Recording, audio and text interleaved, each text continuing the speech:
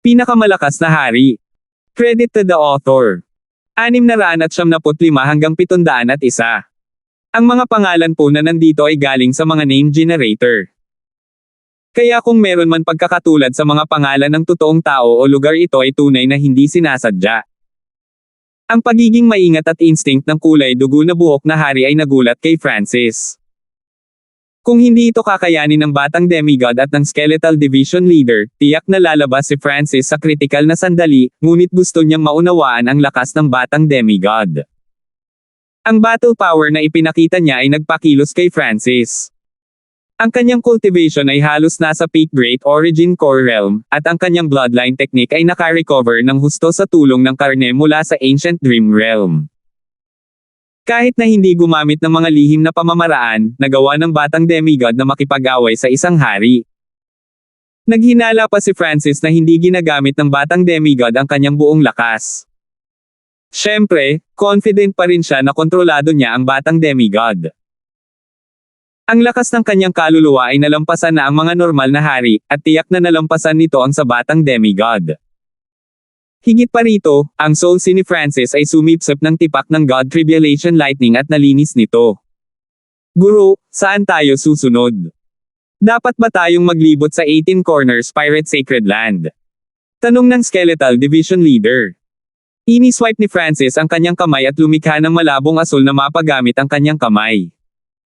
Inihayag ng mapa ang tanawin ng 10,000 Abyssal Islands Zone at ang 18 Corners Pirate Sacred Land. Ang lugar ay lubhang komplikado at kakaiba. Ang 18 Corners Pirate Sacred Land ay mayroong maraming lugar na katulad ng 8 Desolate Mountain. Ang 18 Corners ay kumakatawan sa 18 lugar na parang canyon, bawat isa ay hindi bababa sa laki ng 8 Desolate Mountain. Ang 18 Corners Pirate Sacred Land ang tanging paraan upang maabot ang kalapit na 4 o 5 island zone. Bukod sa 18 Corners Pirate Sacred Land, ang tanging iba pang mga ruta sa 10,000 Abyssal Islands Zone ay may masamang panahon at hindi mabilang na Abyssal Windstorm na nabuo ng kalikasan, at bawat isa sa kanila ay sumasaklaw ng ilang libo hanggang 12-dosenang libong milya. Ang Abyssal Windstorm ay isang napakaitim na bagyo na maaaring lumunin ang malalaking barko. Walang makapagpaliwanag kung bakit sila nabuo. Maging ang mga Sovereign Lord ay kailangang maging lubhang maingat kapag lumilipad sa paligid ng isang Abyssal Windstorm. Kung mag-iikot tayo, kailangan nating lumakad ng 5 hanggang 10 beses na higit sa orihinal na distansya, nagsalubong ang mga kilay ni Francis. Talagang kakaiba ang tanawin ng 18 Corners Pirate Sacred Land. Ito ang tanging paraan upang maabot ang kalapit na 4 o 5 island zone, at puno ito ng natural na mga hadlang. Hindi nakakagulat na ito ay naging isang Pirate Sacred Land. Hindi tayo maaaring maglibot dito, nagpasya si Francis. Kung maglilibot sila, aabutin ng masyadong mahabang oras, at baka maabutin pa ng Pursuit of Death. Kung ikukumpara sa ilang Pirate Kings, mas nag-aalala si Francis tungkol sa Pursuit of Death. Whoosh! Ang ghost ship ay lumipad sa himpapawid, at ang bilis nito ay maihahambing sa ilang maalamat na barko. Ang batang demigod at ang skeletal division leader ang nagbantay sa barko, at ang makamulto na aura mula sa barko lamang ay sapat na para lumayo ang mga normal na pirata. Sa loob ng cabin ng kapitan, umupo si Francis, ngunit hindi niya natanggap ang God Tribulation Lightning. Ang tuloy-tuloy na pagsipsip ay gagamit ng maraming enerhiya niya, na hindi magandang bagay kapag dumadaan sila sa ganoong kapaligiran. Shua! Shua! Ikinaway ni Francis ang kanyang kamay, at lumitaw ang isang pulang kahoy na tasa at isang berdeng prasko. Ang dalawang alak ay ang Dragon Flame Wine at ang Lightning Cloud Wine ayon sa pagkakabanggit. Ang Dragon Flame Wine at ang Lightning Cloud Wine ay nasa parehong antas ng Illusion God Wine, at mayroon silang mga elemento ng fire at lightning ayon sa pagkakabanggit. Hindi ko pa nauubos ang lahat ng ito. Kumislap ang mga mata ni Francis. Sinadya niyang hindi naubos ang lahat ng alak, kasama ang Illusion God Wine. Una, ang patuloy na paggamit ay magpapahina sa epekto, at pangalawa, ang labis na pag-asa sa mga bagay sa labas ay nangangahulugan na ito ay hindi ang kanyang sariling pangunawa, na hindi makikinabang sa kanyang paglilinang. Ngayong napakaraming oras na ang lumipas, at sinubukan pa ni Francis na unawain ang layunin ng God Tribulation Lightning at ang kanyang pag-unawa sa Scarlet Destruction Wind Lightning ay umabot na sa higit sa 60%, naniniwala siya na ang paggamit ng dalawang alak ay makikinabang sa kanyang Scarlet Destruction Wind Lightning. Gulo. Isang malaking lagok ng bawat isa si Francis. Ang kanyang estado ng pag-iral at katawan ay mas malakas kaysa noong siya ay nasa sagradong lupain, na dahil sa tubig ng sinaunang Dream Realm. Si Francis ay patuloy na umiinom ng maraming dami nito, na nakatulong sa kanyang estado ng pag-iral, katawan, paglilinang, at maging ang kanyang kaluluwa. Ang nangingibabaw na kapangyarihan ng Dragon Flame Wine at ng Lightning Cloud Wine ay dumaloy sa loob ng katawan ni Francis. Ito ang kauna-unahang pagkakataon na nainom niya ang dalawa ng sabay. Ang mga elemento ng dalawa ay apoy at kidlat, kaya kapag ginamit ng magkasama, ito ay mas epektibo para sa pag-unawa sa Scarlet Destruction Wind Lightning. Lumipas ang isang buong araw hanggang sa makuha ni Francis ang karamihan sa dalawang kapangyarihan, at ang Scarlet Destruction Wind Lightning sa loob ng kanyang katawan ay nagsimulang maging aktibo. Sa sandaling ito, anumang hininga na kanyang ilalabas ay may nasusunog na sensasyon. Parang umuungol din ang hangin at kidlat sa paligid. Naintindihan ko na ang tungkol sa 70 hanggang 80% ng Scarlet Destruction Wind Lightning, at ang aking cultivation ay hindi masyadong malayo sa Peak Great Origin Core Realm ngayon, mahinang tumango si Francis sa kanyang ulo. Mayroon pa siyang isang bahagi bawat isa sa Dragon Flame Wine at ang natitira sa Lightning Cloud Wine, na pinaplano niyang gamitin pagkalipas ng ilang buwan. Ang kapangyarihan at kontrol ni Francis sa Scarlet Destruction Wind Lightning ay nalampasan ang Wind Lightning Emperor noong siya ay nasa yugtong ito. Higit pa rito, ang Scarlet Destruction Wind Lightning ay may kaunting aura ng God Tribulation Lightning na nakapaloob dito, na nagbigay ng immortal at walang kamatayang pakiramdam.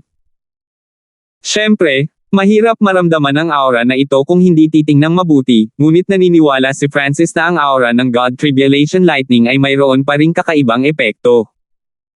Captain, mayroong isang maalamat na barkong pirata na umaakyat patungo sa amin, biglang sabi ng Skeletal Division Leader.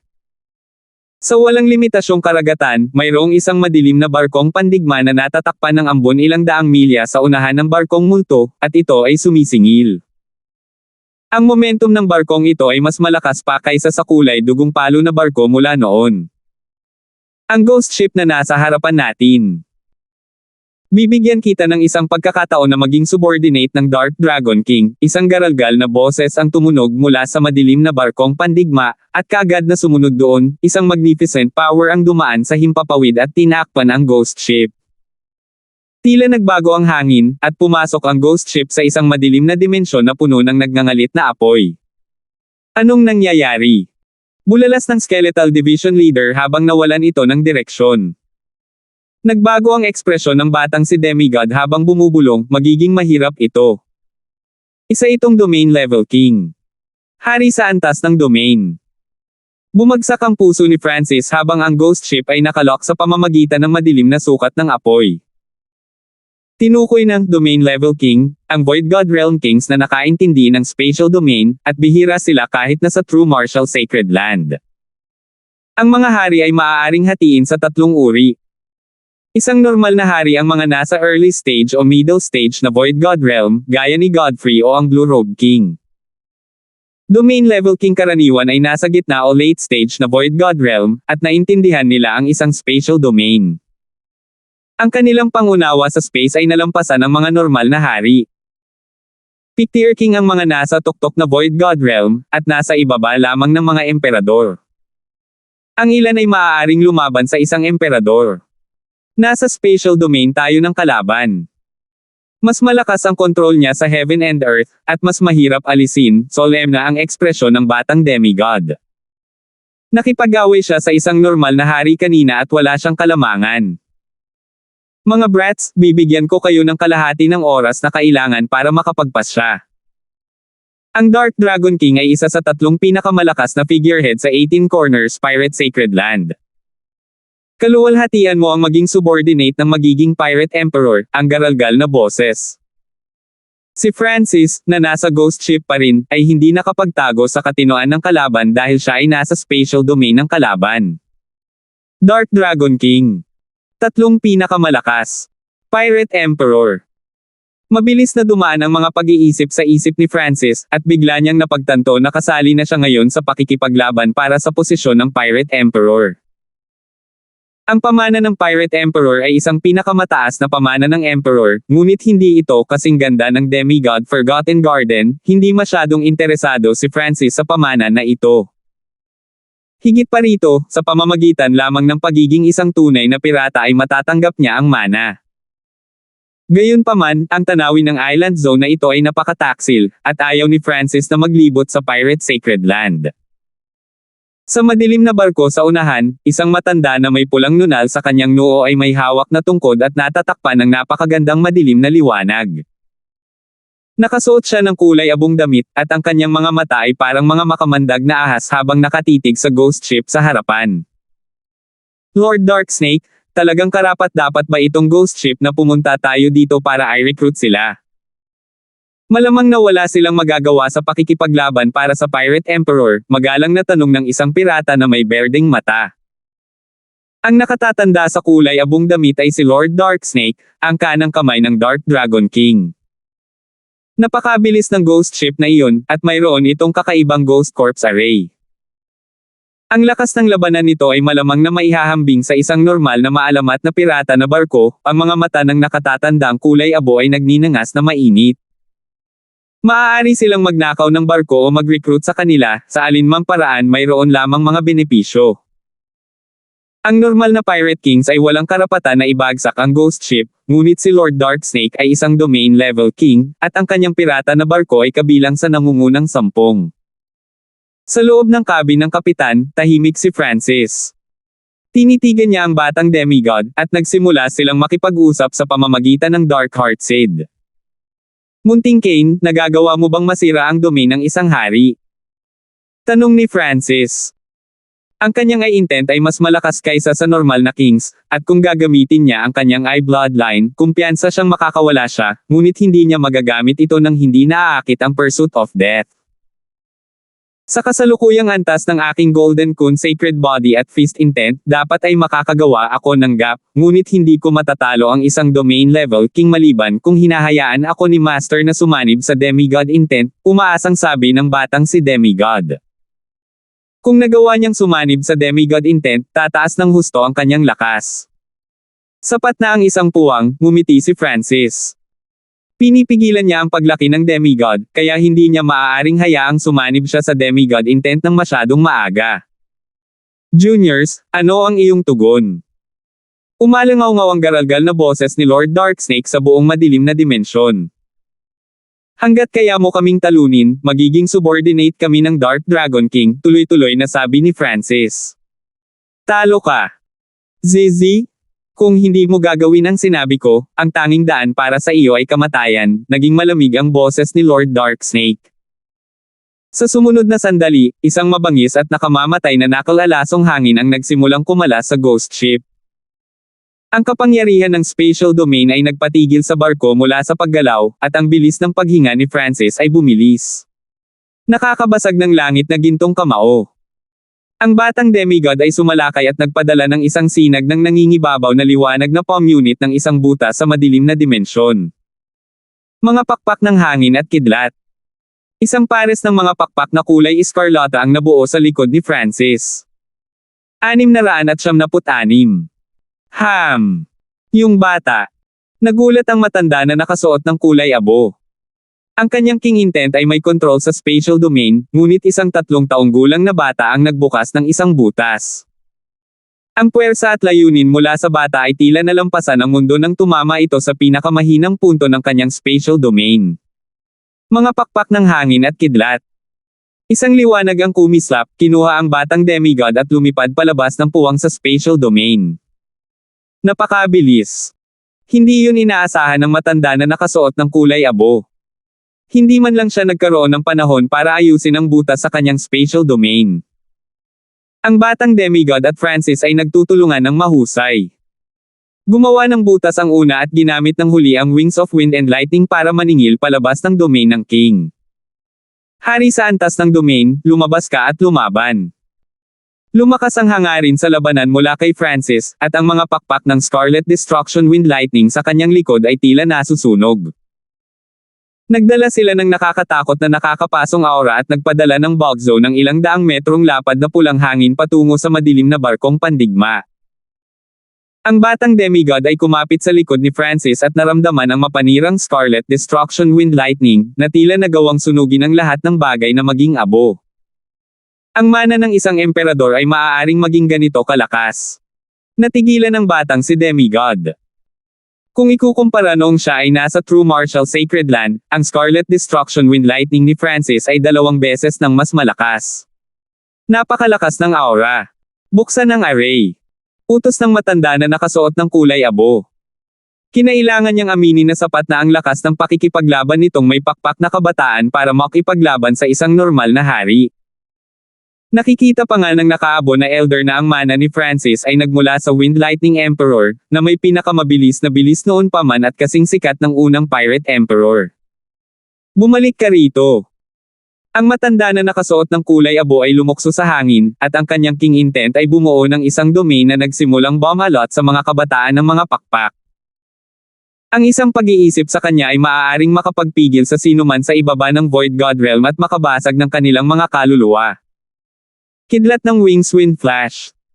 Ang mga Wings of Wind at Lightning ni Francis ay mabilis na kumikislap sa hangin.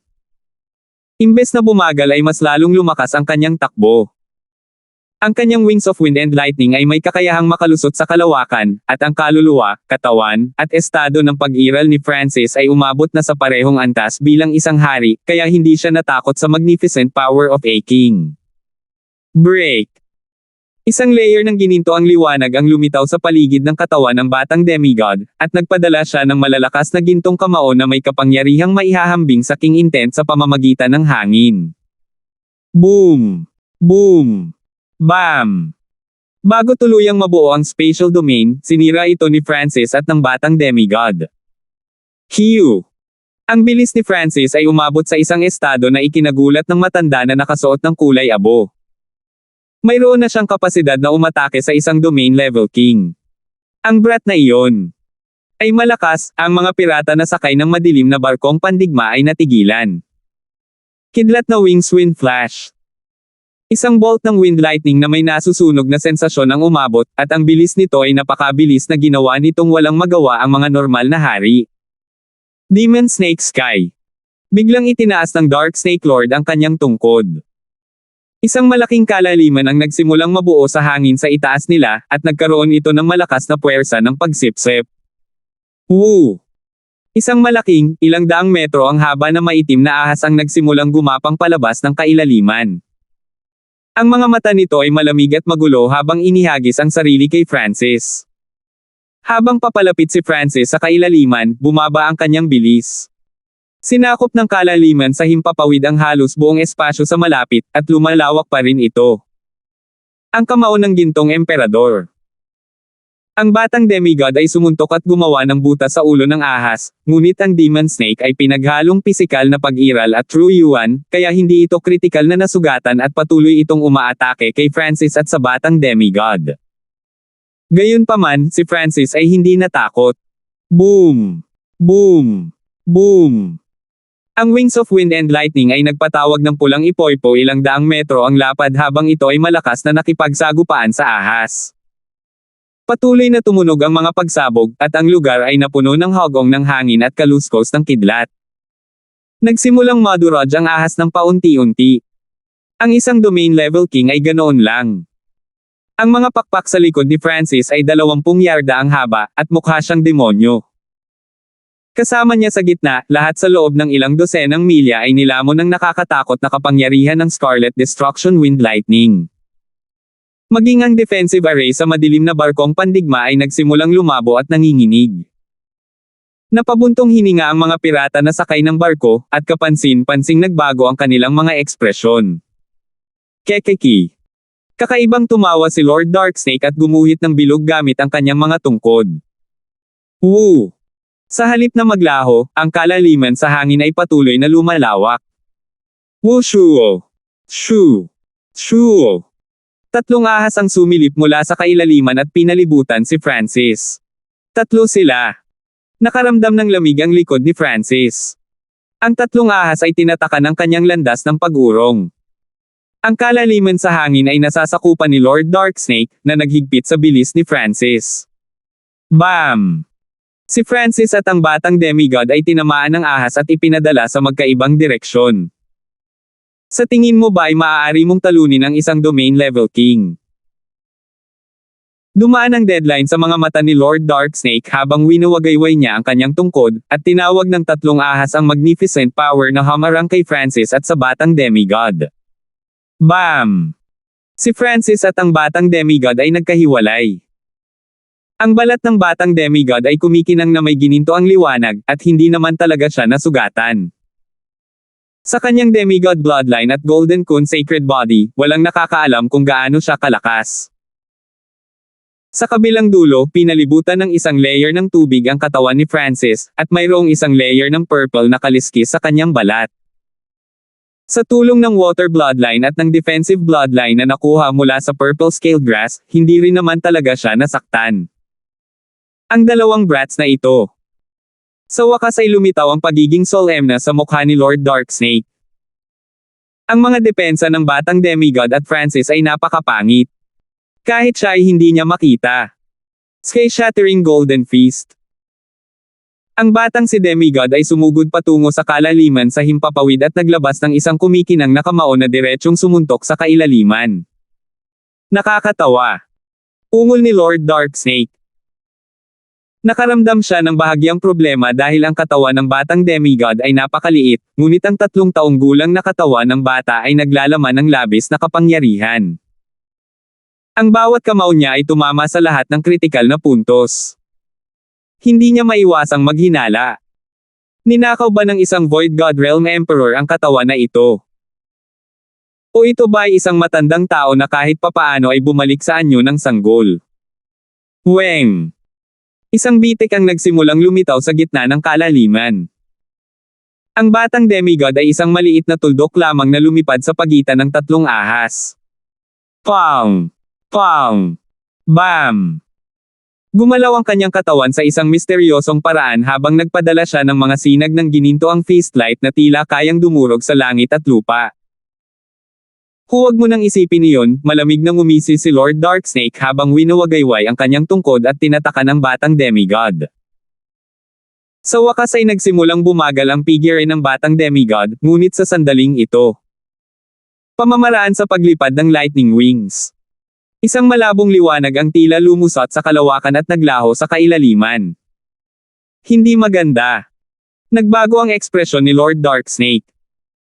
Masyado niyang pinagtutuunan ng pansin ang batang demigod at nakalimutan niya si Francis. Lightning Wings Flying Technique. Sa isang whoosh, lumitaw ang isang pares ng Scarlet Destruction Wind Lightning Wings na 20 yarda ang haba sa harap ni Lord Darksnake. Malapit na labanan isang eskarlate na palad na puno ng kaguluhan, apoy, at kidlat ang tumama kay Lord Darksnake. Sa tingin mo ba magiging ganoon kadali? Ngumisi si Lord Darksnake, at lumitaw ang isang layer ng usok mula sa staff at naging hadlang. Bam! Ang pag-atake ni Francis ay tumama sa hadlang ng usok. Ang usok sa paligid ni Lord Darksnake ay nanginginig, ngunit hindi ito napunit tulad ng inaasahan ni Francis. Pakiramdam ni Francis ay parang pumasok ang kanyang palad sa ibang dimensyon, at parang isang bato na lumubog sa karagatan. Spatial na sukat. Nag-iba ang ekspresyon ng mukha niya nang bigla siyang mag-react dito. Ang palad ngayon lang ay maaaring malubhang makapinsala kung hindi man makapatay mga hari, ngunit bilang isang domain level king, binuksan ni Lord Darksnake ang kanyang mga depensa at naprotektahan ng spatial domain, ibig sabihin, ang spatial na dimensyon ay nagkaroon din ng kaunting pinsala mula sa pag-atake ni Francis. Bam! Napaungol si Lord Darksnake habang pinalipad siya ng palad ni Francis. Bagamat ang spatial dimension ay nakakuha ng ilan sa mga pinsala, ang layunin ni Francis ng Scarlet Destruction Wind Lightning ay umabot sa isang hindi kapani-paniwalang antas.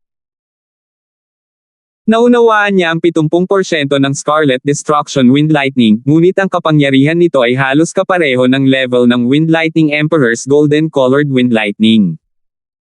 Maaaring sirain ni Francis ang isang lungsod kung gusto niya. Higit pa rito, ang spatial domain ng haring ito ay hindi pa ganap na naisasagawa.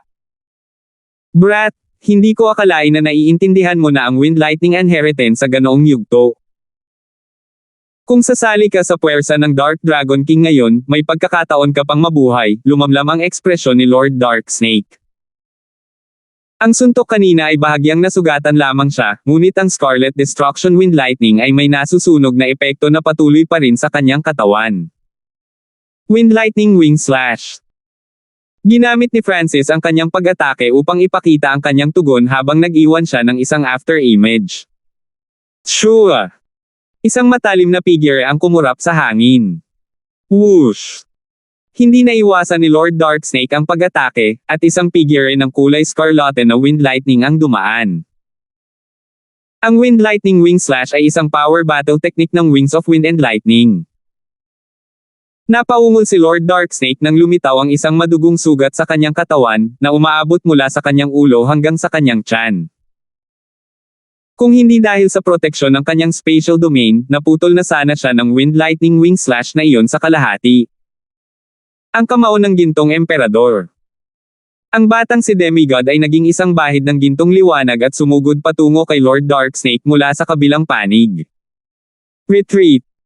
Kapansin-pansing nagbago ang ekspresyon ni Lord Darksnake habang naglalabas siya ng maitim na usok mula sa kanyang tungkod na nagpawi ng araw. Ang mga pandaman ni Francis at ng batang demigod ay pinaghigpitin ng usok na ito. Lumitaw si Lord Darksnake sa madilim na barkong pandigma na may maputlang ekspresyon makalipas ang ilang hininga. Kahit na magsama tayo, hindi natin kayang pumatay ng isang domain level king, na pabuntong hininga ang batang si demigod.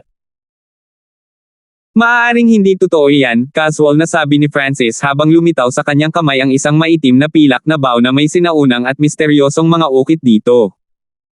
Ang bowstring ay kumikinang na may malamig na metal na ilaw. 697.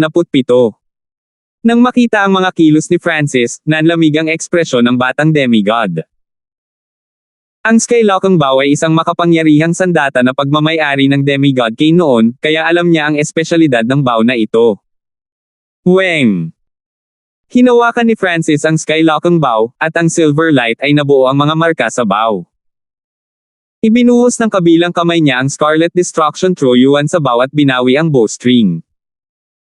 Isang gintong araw na may patong ng Scarlet Destruction Wind Lightning ang nagsimulang mag-condense sa string at nakipag-intertwine sa mga silver marking. Naramdaman ng batang demigod ang isang tumatagos na aura na nagpasakit maging ang kanyang malakas na katawan, at siya ay natigilan. Ang aura ng Skylocking Bow ay umabot sa tuktok, at ang kaliwang mata ni Francis ay kumikinang na may malabong lila habang ang kanyang mental energy ay naging isa sa Skylocking Bow. Sa sandaling ito, ginamit niya ang isang maliit na bahagi ng kanyang eye bloodline. Iyon. Naramdaman ni Lord Darksnake, na 100 milya ang layo, na nanlamig ang kanyang puso. Pakiramdam niya ay kinulong siya ng isang tumatagos na aura. Whoosh!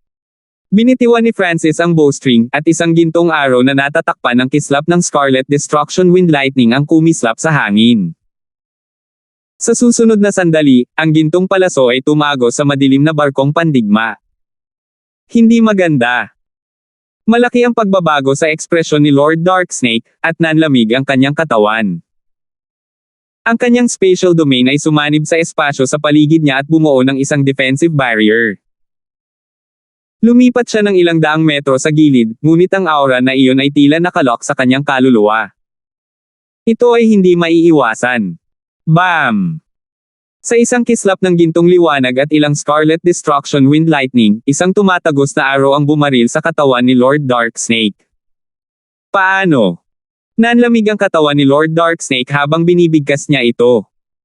Ang gintong arrow ay tumagos sa kanyang puso, at ang Scarlet Destruction Wind Lightning ay nagsimulang kumalat. Ang spatial domain sa paligid niya ay tila hindi masyadong epektibo. Kahit na ang isang domain level king ay walang kakayahang umiwas sa araw na ito.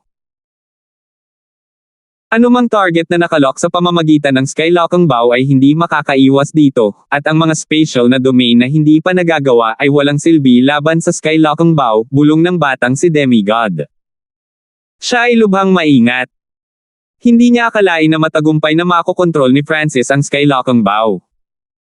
Sa kanyang mga alaala, naalala niya na ang mga kinakailangan para magamit ang Skylocking Bow ay napakahirap.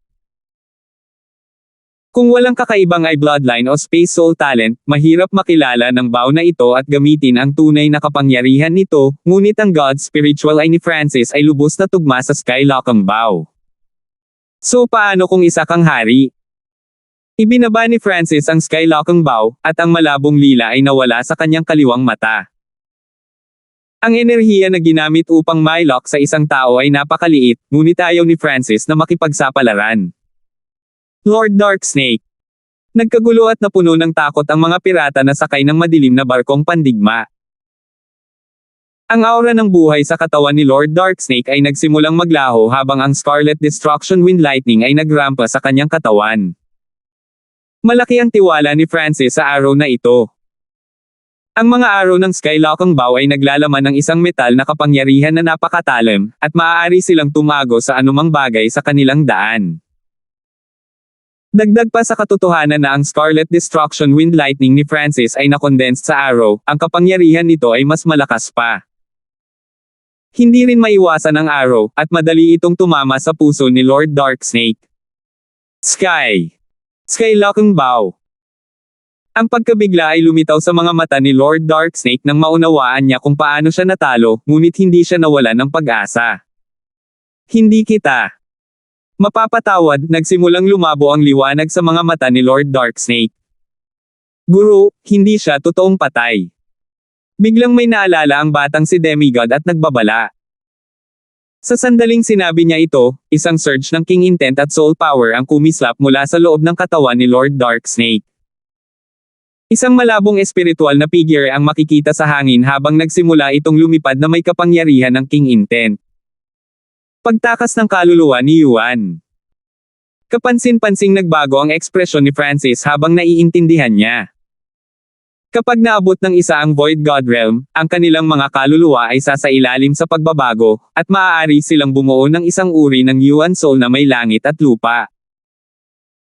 Ang mga Yuan Soul ay mas malakas kaysa sa mga normal na kaluluwa, at maaari silang mabuhay kahit sa labas ng katawan. May kakayahan pa silang lumaban. Dahil ang Yuan Soul ay isang espiritual na anyo, ang bilis nito ay higit sa 10 beses na mas mabilis kaysa karaniwan, hindi pa banggitin ang tulong ng King Intent.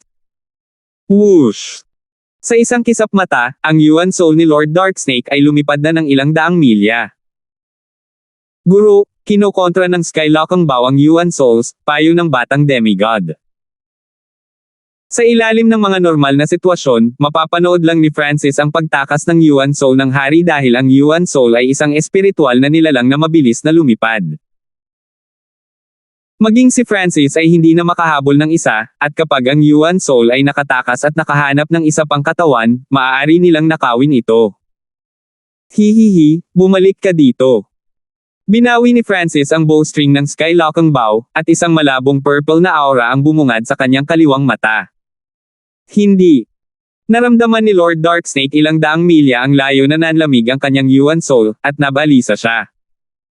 Gaano man siya kabilis lumipad, walang pakiramdam ng kaligtasan. Whoosh!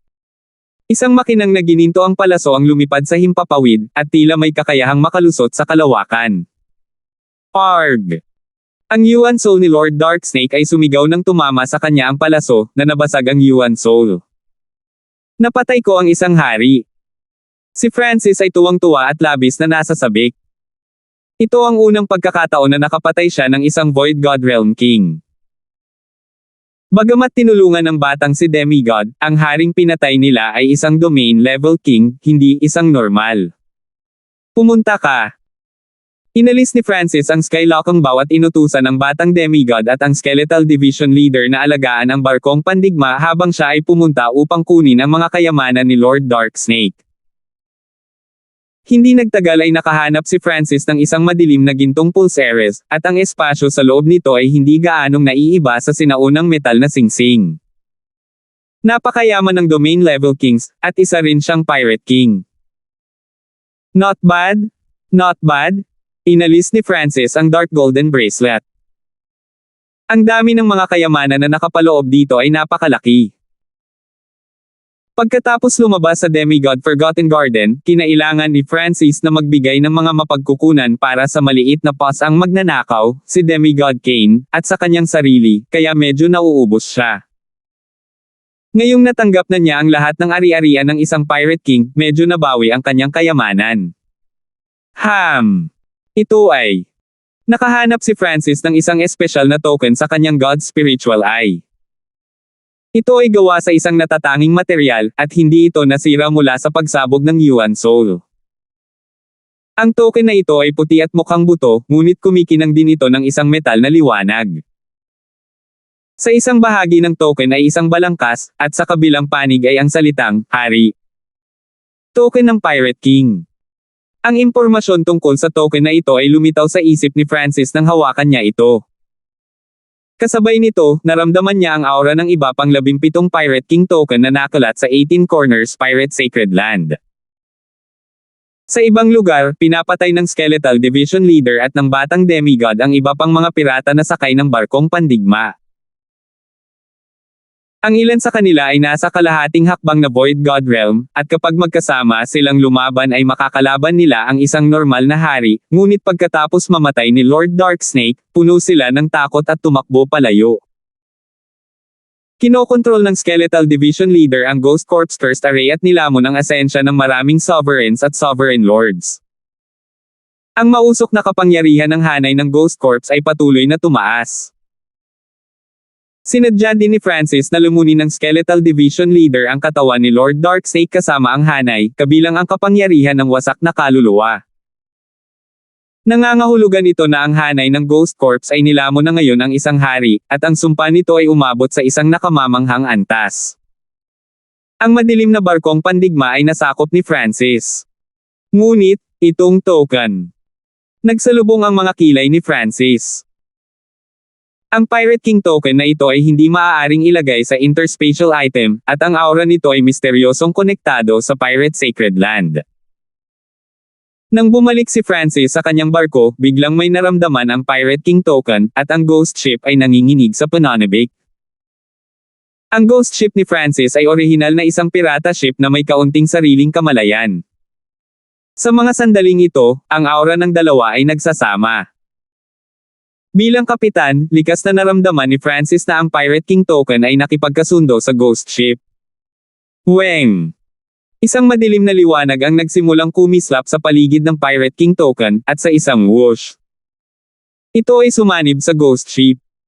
Anong nangyayari? Naramdaman ni Francis at ng kumpanya ang pagyanig ng barko, at ang aura nito ay naging mas magulo nang bumuo ito ng isang misteryosong koneksyon sa Pirate Sacred Land. Guru, ang bawat katangian ng barko ay naging mas malakas.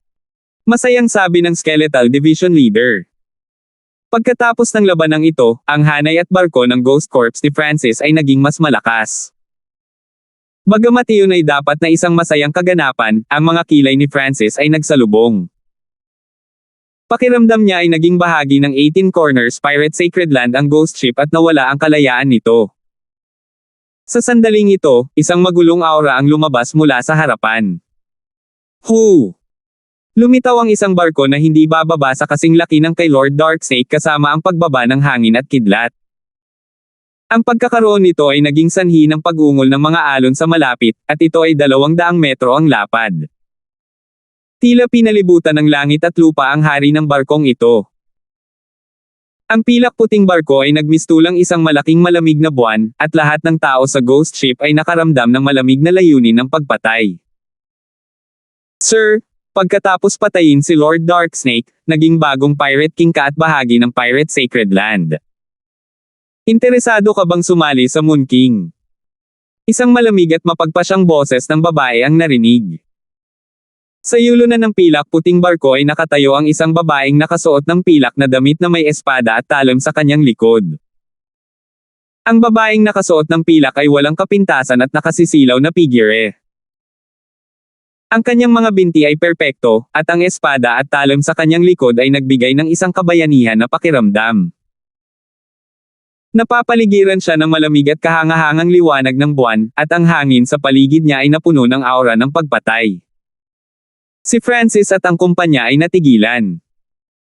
Ang alindog ng babaeng nakasuot ng pilak ay tila kaysa ng kanyang barkong pandigma. Ang babaeng iyon ay isang peak-tier king.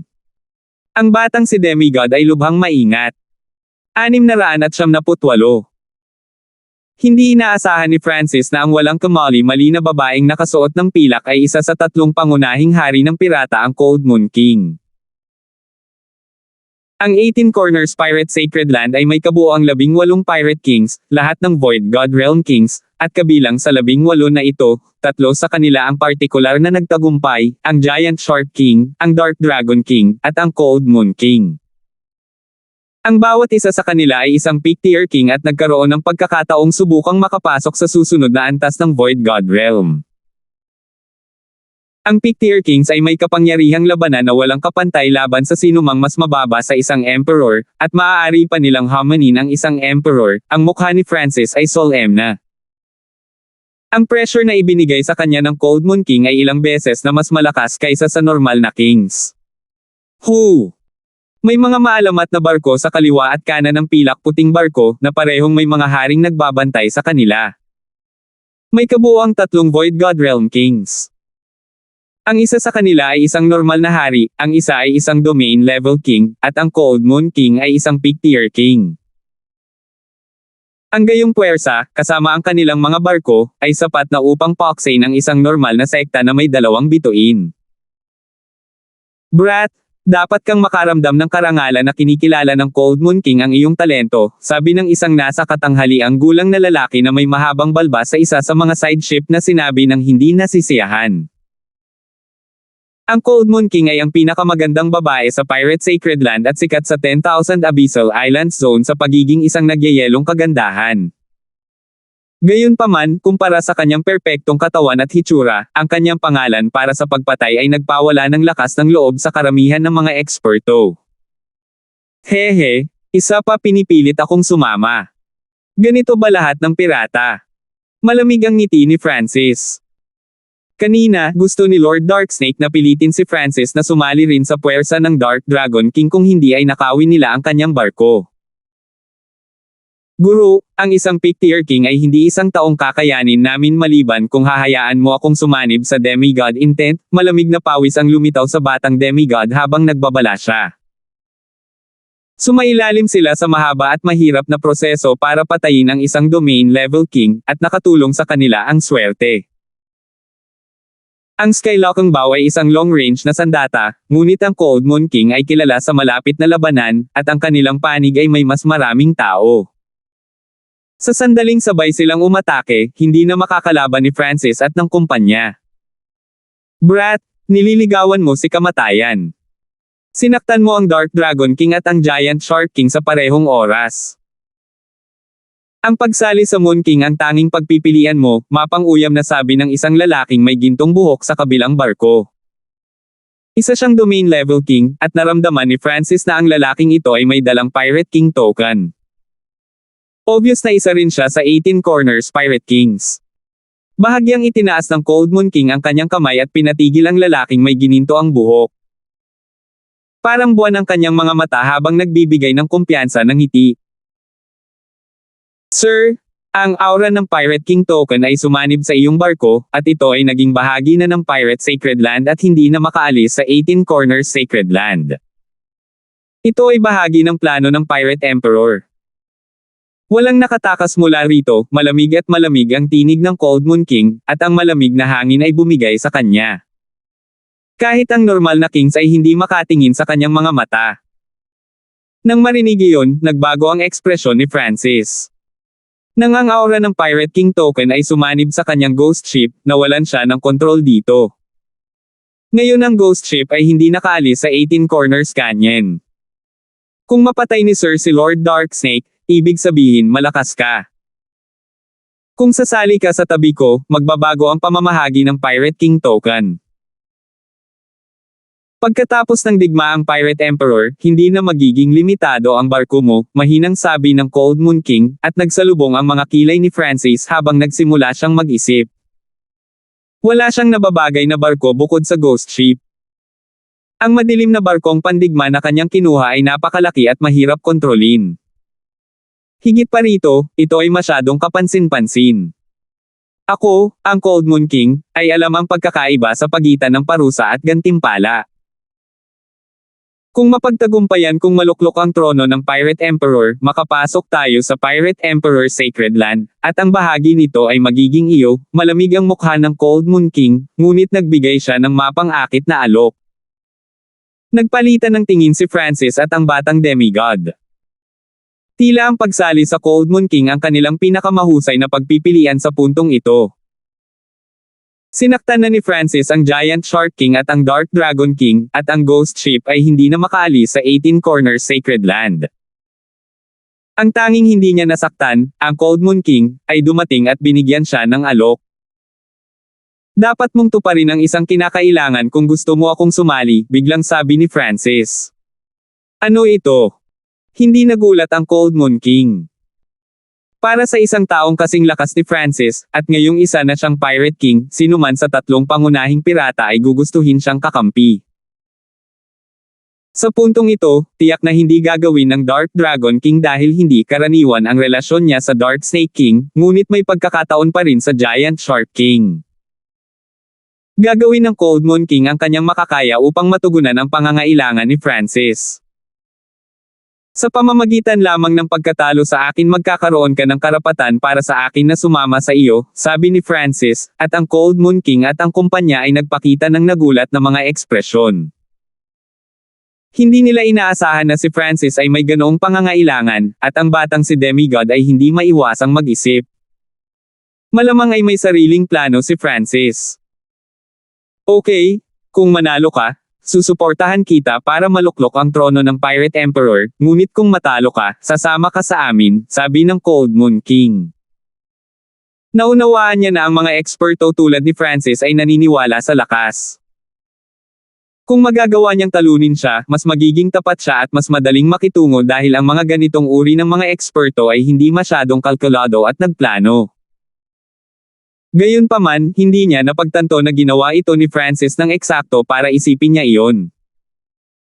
Sa hangin sa itaas ng karagatan, walang tao sa loob ng 12-dosenang milya, at hinarap ni Francis ang Cold Moon King. Zizi, masyadong mataas ang tingin ng brat na iyon sa kanyang sarili. Hindi pa siya isang hari at nangangahas siyang homanin ang Cold Moon King.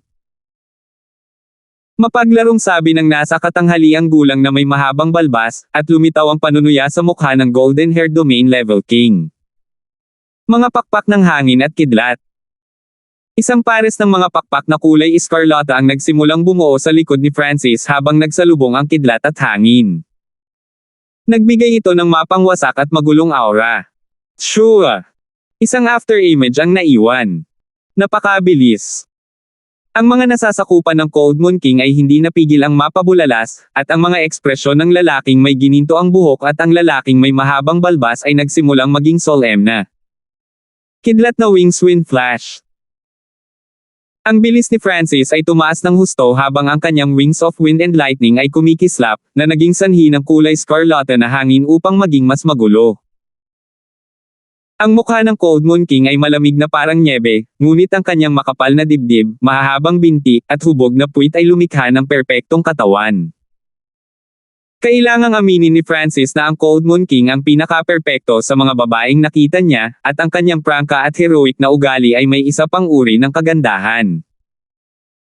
Sa pagharap sa sukdulang bilis ni Francis, nanlambot ang perpektong katawan ng Cold Moon King. Whoosh boom! Ang Scarlet Destruction Wind Lightning Wings ay nagpatawag ng magulong ipoipo na humampas patungo sa Cold Moon King at tinakpan ang lahat sa loob ng ilang daang metro. Hindi umiwas ang Cold Moon King. Sa halip, naglabas siya ng isang slim crescent sword. Natatanging malamig na buwan. Ang crescent sword ay naglaslas sa hangin at naglabas ng mga sword beam na parang liwanag ng buwan habang tinatakpan nila ang lahat ng humahadlang sa kanila. Ang espada ay kasing bilis ng kidlat, at ginawa nitong isang mundo ng hamog na nagyelo ang lugar. Hu!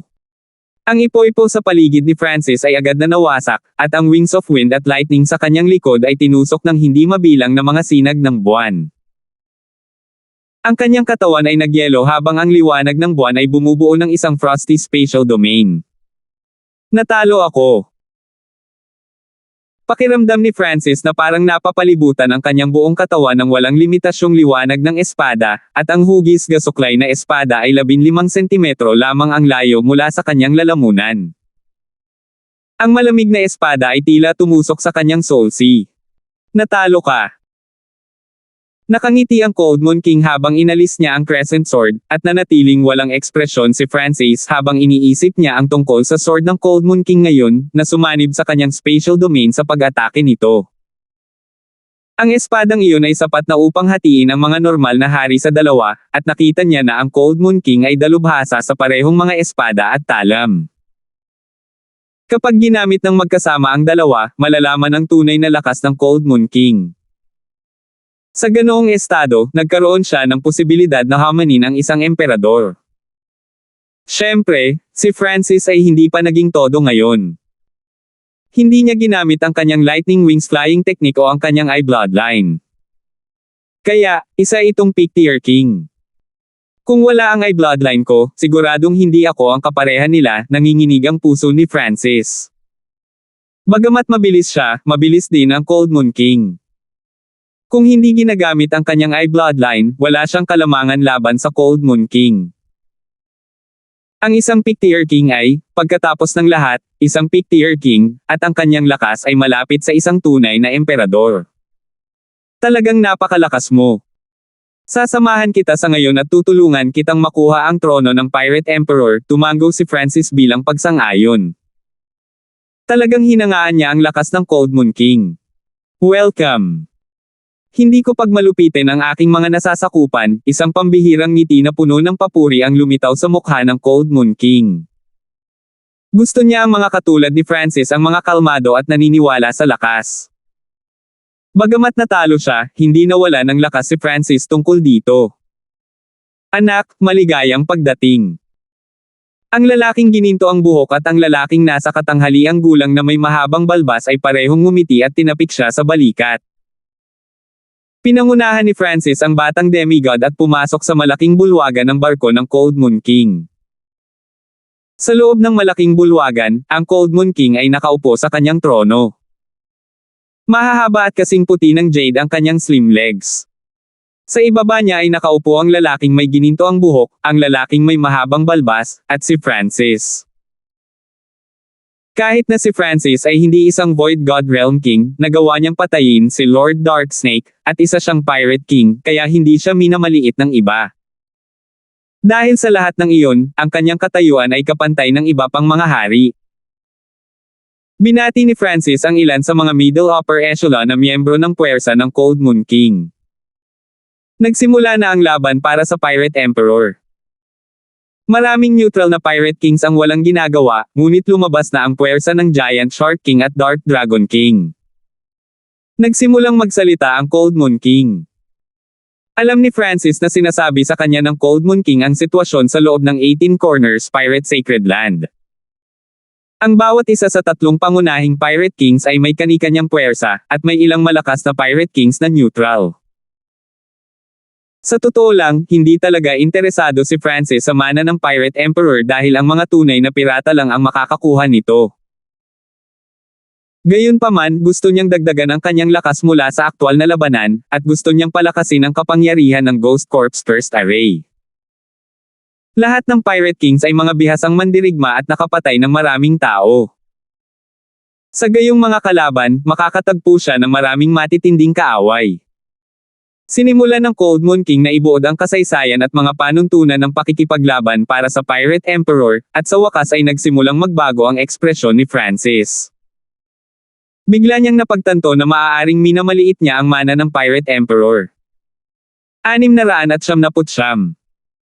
Kapag binanggit ng isa ang Pirate Emperor, lahat ng pirata sa 18 Corners Pirate Sacred Land ay magbibigay ng thumbs up, at ang kanilang paghanga at paggalang ay nagmula sa kaibuturan ng kanilang mga puso. Kasama dito ang mga pirata ng Kanye na kumpay hanggang sa Pirate Kings.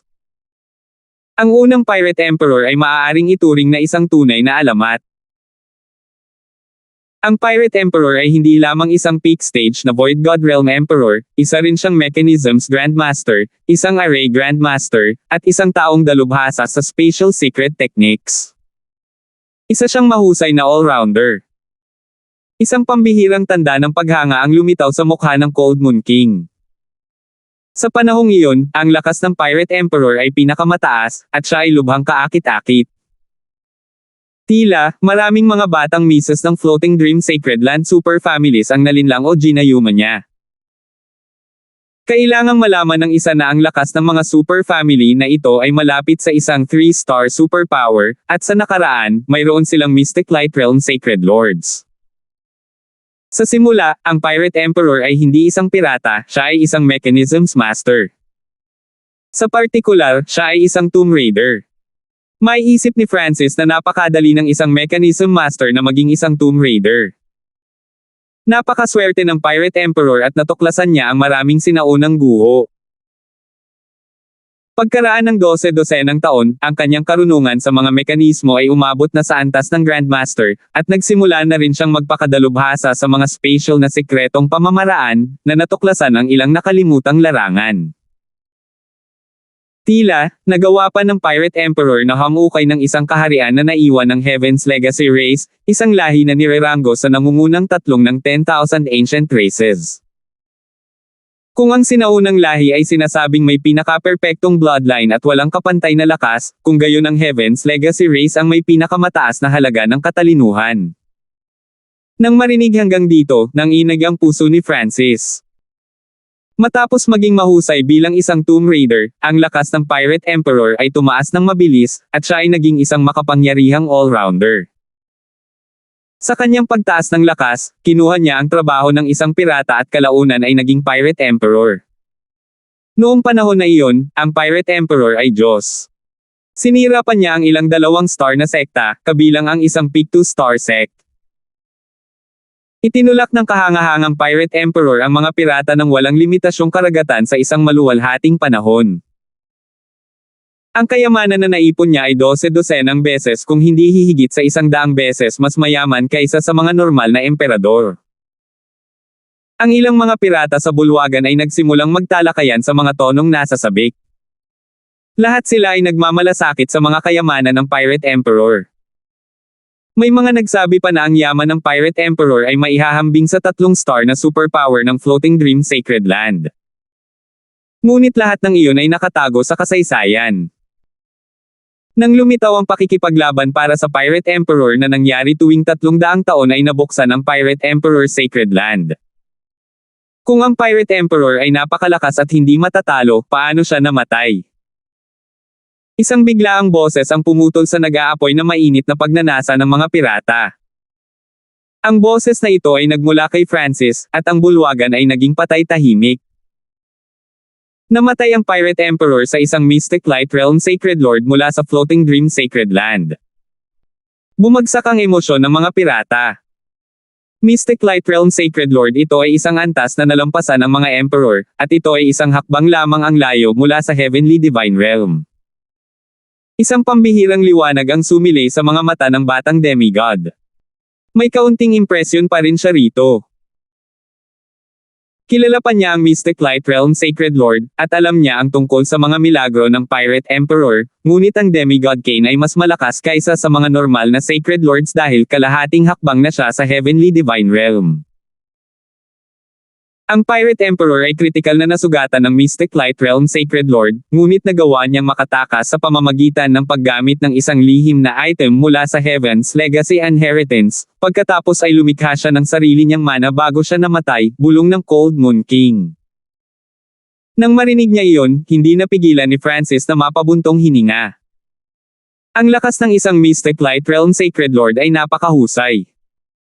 Parehong mga alamat ang Wind Lightning Emperor at ang Pirate Emperor, ngunit sa huli, nakakuha sila ng labis na atensyon at naging sanhi ng pag-atake sa kanila ng Mystic Light Realm Sacred Lord. Ayon sa alam ni Francis, ang lahat ng Mystic Light Realm Sacred Lord sa Kang Ocean ay pangunahing nag-iisa para makapaghanda para sa God Tribulation. Kung hindi kailangan, wala silang gagawin sa labas ng mundo. Ang tanging bagay na interesado sa kanila ay ang domain ng mga Diyos, ang Heavenly Divine Realm. Si Francis ay nanatili sa Mystic True Sacred Clan ng ilang sandali, ngunit hindi niya nakita ang Grand Elder dati. Siyempre, Ang katotohanan na ang Wind Lightning Emperor at ang Pirate Emperor ay maaaring makaakit ng Mystic Light Realm Sacred Lords upang salakayin sila ay nagpakita kung gaano kakilakilabot ang kanilang lakas labanan. Gayunpaman, isa pang tanong ang lumitaw sa isipan ni Francis, bakit wala pang ibang Emperor ang nagtangkang puwersahang kunin ang mana ng Pirate Emperor.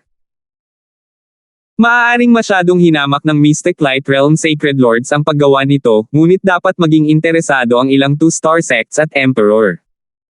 Napakaganda ng plano ng Pirate Emperor. Siya ay isang array at mekanismo na Grandmaster at natanggap niya ang Heaven's Legacy Inheritance. Ang mga pirata lamang ang maaaring magmana ng kanyang kapalaran. Sino mang Emperor mula sa labas na magtangkang pumasok sa Pirate Emperor's Sacred Land ay masasaktan. 1,000 taon na ang nakalipas, isang emperador ang napatay mula rito. Kapag ang Pirate Emperor's Sacred Land ay humarap sa kapangyarihan na higit sa antas ng mga emperador, ito ay guguho, at maging ang mga Sacred Lord ay mag-iingat sa pagsira sa sarili. Ang lahat ay nagsimulang magsalita ng sabay-sabay, inihayag ang dahilan. Sa kabuuan, sa nakalipas na 12 milenya, tanging ang mga pirata ng 18 Corners lang ang nakapagmana ng ilan sa yaman o mana ng Pirate Emperor. Higit pa rito, habang ang Pirate Emperor's Sacred Land ay humina, ang mga eksperto ng iba pang mga Sacred Lands ay hindi na nagbigay ng gaanong pansin. Ang isa pang dahilan ay, kapag nagbukas ang Pirate Emperor Inheritance Sacred Land, magkakaroon ng pagsubok na magbibigay gantimpala sa tao ayon sa kanilang kakayahan. Ang mga mapagkukunan at pamana na natanggap mula sa pagsubok ay hindi masyadong nakakagulat, at hindi sapat ang mga ito para maakit ang mga nangungunang emperor. Siyempre, ang isa pang dahilan kung bakit naging kaakit-akit ang pamana ng Pirate Emperor ay dahil sa ibang bagay. Sino mang magmana ng mana ng Pirate Emperor ay magiging isang Void God Realm Emperor sa loob ng 10 taon, at kung ang isa ay isa ng normal na Emperor, sila ay magiging isang Peak Emperor. Ito ay lubhang kaakit-akit sa Pirate Kings. Kawili-wili, hindi mapigilan ni Francis na maging bahagyang interesado sa mana ng Pirate Emperor. Ang laban para sa trono ng Pirate Emperor ay may sariling mga patakaran. Una, hindi bababa sa 18 Pirate King token ang kailangang tipunin para mabuksan at makapasok sa Pirate Emperor's Sacred Land. Ang Pirate King token ay hindi maalis sa 18 Corners Pirate Sacred Land. Itinayo ito ng Pirate Emperor, at kung labagin ang batas na ito ay kapareho ng laban sa kapangyarihan ng langit at lupa sa 18 Corners Canyon. Higit pa rito, ang 18 maalamat na barko ng Pirate King ang nakapasok sa Pirate Emperor's Sacred Land. Hindi maiwasan ni Francis na maalala ang kanyang ghost ship at kung paano ito sumanib sa aura ng Pirate King token at hindi na siya makaalis sa 18 Corners Pirate Sacred Land. Nangangahulugan ito na kailangan niyang lumahok sa paglaban para sa Pirate Emperor. Francis, masanay sa kapaligiran at isama ang iyong pirata ship sa aming fleet, utos ng Cold Moon King. Tumango si Francis, pagkatapos ay umalis sa bulwagan at tinungo ang kanyang ghost ship. Sa kasalukuyan, hindi niya kailangang lumaban. Ang kailangan lang niyang gawin ngayon ay masanay sa kapaligiran at makiisa sa puwersa ng Cold Moon King. Kasama ang kanyang sarili at si Francis, ang Cold Moon King ay mayroon na ngayong kabuuang 4 na hari at 3 Pirate King token. Gayunpaman, hindi ito sapat. Kailangan niya ng 9 na Pirate King token para mabuksan at makapasok sa Sacred Land na mana ng Pirate Emperor. Sa makatuwid, mayroon pa ring malawakang labanan sa unahan nila. Sa ghost ship, ipinadala ni Francis ang impormasyon sa Skeletal Division Leader at sinabi dito ang sinabi ng Cold Moon King tungkol sa barko. Binigyan din ni Francis ang Skeletal Division Leader ng isang grupo ng mga mapagkukunan upang palakasin ang mga buto nito at palakihin ang paglilinang nito. Kakapatay lang ni Francis ng isang domain level king hindi pa matagal na ang nakalipas, kaya napakayaman niya at pakiramdam na bukas palad. Sa loob ng cabin ng kapitan, umupo si Francis at sinimulang alalahanin ang pakikipaglaban kay Lord Darksnake at sa Cold Moon King. Ang dahilan kung bakit niya nagawang patayin si Lord Darksnake ay dahil sa tulong ng batang demigod. Pagkatapos ng lahat, hindi madaling magamit ni Francis ang kanyang eye bloodline. Kung wala ang aking ay bloodline, kaya ko lang ipagtanggol ang sarili ko laban sa isang domain level king. Mababa ang tsansa na talagang manalo pagtatapos ni Francis. Para naman sa isang peak tier king, hindi mataas ang tsansa niyang manalo kahit na ginamit niya ang kanyang eye bloodline. Nagsimulang umikot ang mga iniisip ni Francis. Ang pangunahing pagkakaiba sa pagitan ng isang domain level king at ng kanyang sarili ay isang spatial domain. Kung ganoon ang kaso, gagawa din ako ng spatial domain, isang liwanag ang sumilay sa mga mata ni Francis. Medyo alam niya ang tungkol sa spatial domain, at nakita niya ang little world ni Queen Lee. Ang munting mundo na mayroon si Queen Lee ay totoo, at ito ay may mataas na kalidad. Maging si Angelica ay nagawang gawing munting mundo ang Purple Saint Rowan sa tulong ni Queen Lee. Ang domain ng mga normal na kings ay hindi corporeal, na hindi dapat maging napakahirap para sa akin. Kumpiyansa si Francis dahil ang kanyang talento ay soul-based, at siya ay nagdadalubhasa sa mga ilusyon. Matagal na niyang nilikha ang illusion maze, isang malawak na lugar na spatial illusion, at isang spatial domain ay bumubuo lamang ng isang dimensyon sa pamamagitan ng intent. Ngunit anong elemento ang dapat kong pagsamahin sa spatial domain? Nagsimulang mag-isip si Francis. Sa ngayon, mayroon siyang ilang mga pagpipilian. Isa. Gamitin ang eye bloodline at i-upgrade ang illusion maze sa isang spatial domain. Dalawa. Lumikha ng isang wind lightning domain. Mangangailangan ito ng intent of wind lightning para bumuo ng spatial domain, at nahulaan ni Francis na ito ay magtatagal. Tatlo. Lumikha ng water ice domain gamit ang kapangyarihan ng kanyang water and ice bloodlines. Hulaan ni Francis na ang nasabing domain ay dalubhasa sa pagtatanggol dahil iyon ang espesyalidad ng kanyang bloodline. Pagkatapos ng ilang pag-iisip, nagpasya si Francis na lumikha ng illusion maze domain. Gagamitin ng spatial domain na ito ang bentahe ng aking soul talent. Ang mas mahalaga ay mapapalaki nito ang kabuoang lakas ko ng napakabilis, tumango si Francis sa kanyang ulo. Sa sumunod na 2 araw, pumasok siya sa pag-iisa para i-upgrade ang kanyang illusion maze. Sa kanyang Purple Soul Sea, hinati ni Francis ang kanyang mga iniisip sa ilang dosina at nagsimulang isipin kung ano ang magiging hitsura ng domain. Isang lungsod ng maze ang nagsimulang mabuo sa kanyang isipan. Ang kumpletong lungsod ay higit sa 100 milya ang lapad, at sinumang mahuhuli sa loob ay hindi makakatakas. Weng! Ibinuhos ni Francis ang maraming kapangyarihan ng kanyang kaluluwa, at naging mas malinaw ang balangkas ng lungsod. Noong nakaraan, ang lungsod ng illusion maze ay isang ilusyon lamang, ngunit ngayon ay may mga senyales na ito ng pagiging materyal. Ang illusion maze ay nabuo mula sa layunin ni Francis, at ito ay sumanib sa kanyang kapangyarihan. Sa ilang mga punto, nagsimulang lumitaw ang outline ng isang maulap na lungsod sa paligid ng ghost ship. Sa simula, ang imaheng ito ay transparent, ngunit ang isang mapagkukunan ng magnificent power ay nagsimulang umagos mula dito. Anong nangyayari? Napagtanto ng Skeletal Division Leader na ito ay pumasok sa isang half-transparent na illusion maze. Masyadong mabilis iyon, nag-click ang batang si Demigod sa kanyang dila. Nagawa na ni Francis na bumuo ng isang spatial domain na may elemento ng soul ng napakabilis. Ito ay tinatawag na talento, nakaramdam din ng hindi makapaniwala si Francis. Ang pagbuo ng soul-based spatial domain ay tila likas para kay Francis. 700. Tumingin ang batang demigod sa maulap na illusion maze, na tila nakapatong sa langit at lupa. Ang antas ng spatial domain na ito ay wala sa kanyang paningin, ngunit mahirap makahanap ng sinumang makakabuo ng isang spatial na domain ng napakabilis. Mayroong maraming mga kinakailangan kahit na para sa mga tunay na Void God Realm Kings, tulad ng lakas ng kaluluwa, antas ng enerhiya ng pag-iisip, at pag-unawa sa space. Sa kabuuan, dahil sa kahirapan ng mga kinakailangan, maliban kung ang isa ay tulad ni Godfrey at mayroong spatial spiritual body at dalubhasa sa mga diskarte sa space, hindi sila makakabuo ng isang spatial domain ng ganoon kabilis. Nakagawa lamang si Angelica ng kanyang sariling little world sa tulong ng isang Peak Emperor at ang Purple Saint Partial Spirit na naging pangunahing layunin ng mundo. Marahil ito ang talento ng Soul Eye Bloodline ni Francis.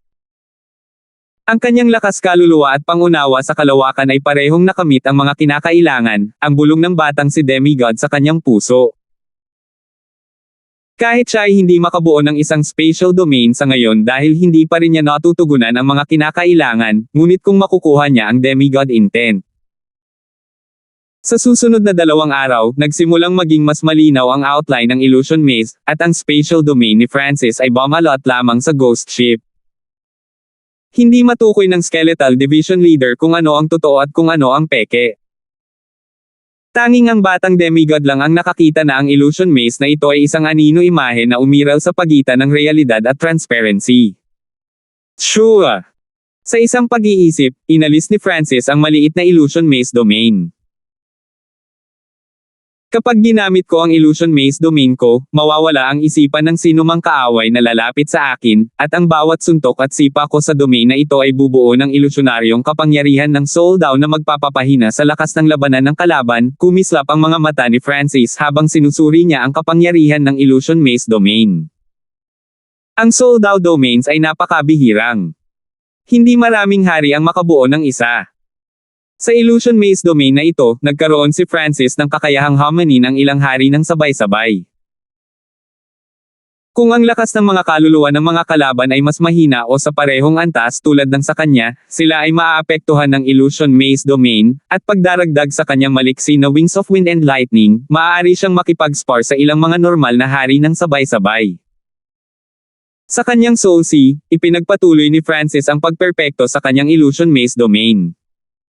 Sa loob ng 10 araw, naging mas malinaw ang mga detalye ng mga larawan sa loob ng spatial domain. Sure! Kinuha ni Francis ang maliit na pasang magnanakaw at pumasok sa illusion maze domain. Ang ambon sa loob ng illusion maze ay napakakapal, at hindi maaninag ng isa ang ilang dosenang metro. May mga paikot-ikot kung saan-saan, at maririnig din ang mga kanta ng mga sirena. Meow-meow! Ang munting pasang magnanakaw ay ngumiyaw habang nakahanap ito ng isang hotel sa lungsod. Siyempre, lahat ng tao sa loob ng hotel ay peke. Kung maabot ko ang pinakamataas na Void God Realm, lahat ng bagay dito ay maaaring maging totoo, hindi mapigilan ni Francis na bumulong. Kung maisa sa katuparan niya ang kanyang spatial domain, nangangahulugan iyon na may kakayahan siyang hatiin ang bukas na espasyo. Hindi nakakagulat na sinabi ni Quinley na ang kapangyarihang ito ay hindi masyadong malayo kay Francis. Ang dahilan kung bakit dinala ni Francis ang maliit na pasang magnanakaw dito ay upang makita kung makakahanap ito ng anumang kahinaan. Dahil ngayon lang niya ito nilikha, maaaring may mga bagay na nakalimutan niya. Sa kabutihang palad, ang kasalukuyang istruktura ng spatial domain ay medyo simple at walang masyadong mahina. Ito ay hindi isang tunay na dimensyon, kaya walang buhay o aktwal na pisikal na mga bagay dito. Habang umuunlad ang isa, mas nagiging komplikado ito, at mas madaling magkamali, tulad ng Purple Saint Rolands. Naniniwala si Francis na kahit na ang demigod Forgotten Garden ay may ilang mga kahinaan, tulad ng sungay ni Mercedes na maaaring kontrolin ang Beast King na iyon. Master, ang iyong illusion maze domain ay hindi mas mahina kaysa sa domain ng normal na domain level kings. Pumasok din ang batang demigod at inspection ito, nagbigay kay Francis ng ilang mungkahi. Bilang kapalit, babayaran ni Francis ang batang demigod ng mga mapagkukunan. Hanggat tinulungan ng batang demigod ang pagtaas ng lakas ni Francis sa anumang paraan, tatanggap siya ng mga mapagkukunan bilang kapalit. Ito ay upang madagdagan ang sigla ng batang demigod dahil, sa ilalim ng mga normal na sitwasyon, pinaghigpitin ni Francis ang dami ng mga mapagkukunang ibinigay sa batang demigod. Hindi pa rin nasisiyahan si Francis matapos makumplito ang illusion maze domain. Ang illusion maze domain ay isang soul daw domain. Kung hindi ko ito gagamitin ng mahusay, ang panganib mula sa pursuit of death ay tataas. Alam ni Francis na hindi niya dapat madaling gamitin ang illusion maze domain na ito, kaya nagsimula siyang mag-isip tungkol sa iba pang mga domain ng wind lightning domain at ang water ice domain. Ngayong sinimulan na niyang tapusin ang kanyang illusion maze domain, walang masama sa pagsubok sa iba pang mga domain. Maramihang domain. Ang ekspresyon ng batang demigod ay lubhang makulay nang marinig niya ang tungkol sa mga plano ni Francis. Si Francis ay labis na sakim. Hindi pa siya actual king at nakabuo na siya ng spatial domain. Iyon lang ay maiinggit sa iba, ngunit hindi siya nasiyahan sa isa lamang at nais na lumikha ng pangalawang spatial domain. Sa teorya, posible para sa maraming mga domain na umiral ng magkasama, ngunit hindi maraming mga hari at emperador ang gumagawa nito, umiling ang batang si demigod. Ang paggawa ng isang spatial domain ay tumagal ng maraming oras at pagsisikap, at ang normal na kings ay wala kahit isa. Kapag nagawa na nila ang isa, wala na silang kakayahan o lakas na gumawa ng isa pa. Ang pagdadalubhasa ay ang daan patungo sa rurok. Alam ito ng lahat ng Void God Realm Kings, kaya lalakad pa sila sa isang direksyon. Halimbawa, bagamat maraming domain ang maaaring magkaroon ng bentahe sa bilang, ito ay walang silbi laban sa mas mataas na ranggo na mga domain o ang Little Worlds of Emperors. Ang kalidad ay mas mahusay kaysa sa dami.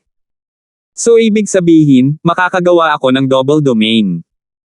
Ang ekspresyon ni Francis ay nanatiling pareho, na parang hindi niya naiintindihan. Umikot ang mga mata ng batang si demigod at hindi na nag-abalang magpaliwanag. Sa katotohanan, paanong hindi alam ni Francis ang teorya sa likod ng espesyalisasyon? Gayunpaman, siya ay may talento sa paglikha ng mga spatial na domain, at ang dagdag na spatial na domain ay nangangahulugan ng higit na lakas. Bakit ayaw niya ng higit pa? Higit pa rito, hindi niya madaling magamit ang kanyang illusion maze domain. Pipiliin ko ang wind lightning domain bilang pangalawa ko, nagpa siya si Francis.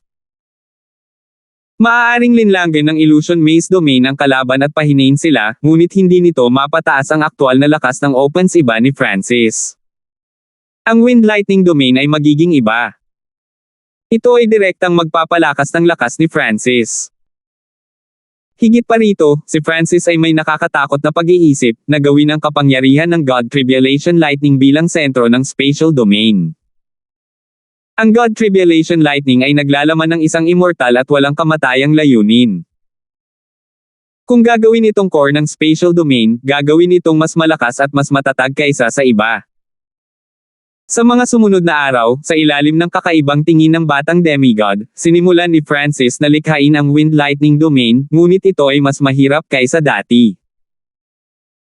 Ang dahilan kung bakit mabilis na nalikha ni Francis ang illusion maze domain ay dahil napakatalino niya sa Tao of the Soul, at mayroon na siyang illusion maze bilang pundasyon. Ang wind lightning domain ay hindi soul Tao domain, at kailangan niyang lumikha ng isang ganap na bagong domain na may layunin ng kanyang wind lightning. Ito ay magiging higit sa 10 beses na mas mahirap kaysa dati, bahagyang nabahala si Francis, ngunit hindi siya sumuko. Nalinang niya ang 10,000 Divine Thoughts Technique, kaya nagkaroon siya ng malaking kalamangan sa mga tuntunin ng paglikha ng spatial domain. Sa susunod na ilang araw, tanging ang malabong outline ng isang wind lightning domain ang nabuo sa soul ni Francis, at malayo pa itong mabuo. Kasabay nito, nagmultitask siya at nagpatuloy sa pag-absorb ng God Tribulation Lightning, ngunit hindi niya maubos ang lahat ng kanyang lakas, kaya minsan ay nagpahinga siya. Isang araw, naiintindihan ni Francis ang tipak ng God Tribulation Lightning at isinasama ito sa kanyang Scarlet Destruction Wind Lightning nang biglang nagsimulang manginig ang ghost ship, at umalangaw-ngaw ang mga alon sa labas ng ghost ship. Binuksan ni Francis ang kanyang mga mata. Guru, ang aming barko ay nasa tabi ng mga barko ng Cold Moon King at nakikipaglaban sa isa pang Pirate King, sabi ng Skeletal Division Leader. 7 o 8 barkong pirata ang nakikipaglaban sa karagatan. Ang pinuno mula sa panig ni Francis ay ang Domain Level King na may gininto ang buhok. Kasama ang barko ni Francis, mayroon silang kabuoang 4 na barkong pirata. Ang Cold Moon King at ang kanyang mga barko ay wala rito. Sa kabilang panig ay may kalawang na metal na barkong 100 metro ang haba na napapaligiran ng ibang mga barko. Sa kinakalawang na metal na barko ay nakatayo ang isang Pirate King na natatakpan ng mabibigat na baluti, na nagpapakita lamang ng isang pares ng malamig na mga mata. Naramdaman ni Francis na ang metal-ikong Pirate King na ito ay mayroong Pirate King token, na ginagawa siyang isa sa 18 Corners Pirate Kings. Gusto mo ba akong gawing subordinate mo? Kung hahayaan lang ako ng Cold Moon King na manligaw sa kanya, malalim ang boses ng Metal-Ikong Pirate King. Kalokohan. Hindi alam ng bastard na ito kung ano ang kawalang hiyaan. Nagalit ang mga pirata sa gilid ng lalaking may gininto ang buhok. Ang Cold Moon King ay ang diyosa sa kanilang mga puso, at marami ang lumapit sa kanya dahil sa kanyang alindog. Metal Turtle King, parang hindi ka sasali sa amin, malamig ang ekspresyon ng lalaking may gintong buhok. Ang reaksyon ng Metal Turtle King ay hindi pangkaraniwan. Ang normal na Pirate Kings ay hindi maglalakas loob na saktan ang Cold Moon King ng ganito, kaya ang gininto ang buhok na lalaki ay naghinala na ang Metallic Turtle King ay sumali na sa isa sa dalawa pang pangunahing puwersa. Metal Turtle King. Nililigawan mo si kamatayan. Umungal sa galit ang Metal Turtle King. Halatang kinasusuklaman niya ang pamagat na ito. Dalubhasa siya sa pagtatanggol na parang pagong at napakahirap niyang labanan. Hindi kasama ang tatlong pangunahing Pirate Kings, ang kanyang depensa ay halos walang kapantay. Labanan. Bilang isang domain level king, ang lalaking may gininto ang buhok ay hindi natakot, kaya nagutos siya ng kaso laban sa barkong pandigma ng Metal Turtle King. Naglakas loob ka bang kalabanan ako? Isang kakaibang liwanag ang bumungad sa mata ng Metal Turtle King. Ang kanyang mga metal na barko ay may kakilakilabot na kapangyarihan at malakas na depensa. Ayaw siyang kalabanan ng normal Pirate Kings. Sure. Sa isang iglap, nagsimulang magsagupaan sa ere ang dalawang domain level kings, na lumikha ng malalakas na pagsabog. Pang! Bam! Kasabay nito, maraming mga metal na barko ang nagsimulang sumisingil. Guro, hindi masyadong maganda ang sitwasyon. Bulalas ng Skeletal Division Leader. Sa gitna ng umaalingaw-ngaw na alon, nanginginig ang barkong multo at halos mabaligtad. 701. Kung ikukumpara sa iba pang maalamat na barko ng Pirate Sacred Land, maliit ang Ghost Ship. Ang tanging kasiya siya tungkol dito ay ang bilis nito. Ang laki ng mga metal na barko ng kaaway ay napakalaki, at mayroon silang malakas na puwersa sa pagkarga. Bago pa man sila makarating, niyayanig na ng alon ang barkong multo. Ang aming barko ay malamang na hindi makayanan ang kanilang singil, ang sabi ng batang demigod sa mahinang boses. Pagkatapos ay kinausap ni Francis ang Skeletal Division Leader, iwanan ang iba pang mga barko at umatake mula sa malayo. Whoosh! Agad na lumipad sa himpapawid ang Ghost Ship sa pagtatangkang iwasan ang shockwaves mula sa sagupaan ng dalawang domain level kings. Boom! Nagsimulang magsagupaan ang mga barko sa ibaba, at nagsimulang lumaban ang mga pirata. Francis, umaasa ako sa iyo. Ibabalik ko ang Metallic Turtle King, mensahe ng lalaking may gintong buhok habang nakikipaglaban sa itaas. Okay, tumango si Francis sa kanyang ulo. Ang dahilan kung bakit naglakas loob ang lalaking may gininto ang buhok na makipaglaban sa Metallic Turtle King ay dahil kasama niya si Francis, isang bagong Pirate King, at mukhang hindi alam ng Metallic Turtle King. So, ang Ghost Ship ay sobrang maliksi nang bumaba ito mula sa himpapawid at pinakawalan ang Ghost Corps First Array, na umatake sa Metallic Turtle King mula sa kabilang direksyon. Ang Ghost Corps First Array ay bumuo ng hindi mabilang na mga galame na gawa sa maitim na usok habang umaatake ito. Arg! Kapag nahawakan ng sinumang normal na pirata ang usok ng bangkay ng multo, sila ay magiging puddle ng dugo, at ang kanilang diwa at kaluluwa ay maa-absorb ng Ghost Corps First Array. Lalong lalakas ang Ghost Corps First Array habang nilalamon nito ang dugo at asensya ng mga pirata na ito. Matapos masipsip ang napakaraming karne mula sa Ancient Dream Realm, ang potensyal ng mga Ghost Corpses ay tumaas ng husto. Ang kamao ng gintong emperador. Ginamit ng batang demigod ang kanyang 3 taong gulang na katawan upang maglunsad ng pag-atake sa ilang mga pirata. Ang mga nasa ibaba ng Void God Realm ay walang kakayahang lumaban sa lahat laban sa batang demigod. Patayin.